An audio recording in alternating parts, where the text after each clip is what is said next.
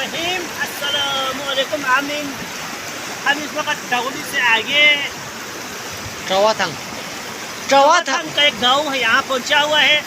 आगे बोर्डस तक जाएगा और वहाँ से कुछ वीडियो निकालेंगे। ये पंजाब देख सकते हैं, यहाँ पर चौवाथंग, यहाँ पर चंद घराने हैं इस गाँव में। और यहाँ पर लकड़ी के पुल बना हुआ है लोगों को आने जाने के लिए, लोगों की आमदरफ्त के लिए। यहाँ पर एक पुल बना हुआ है।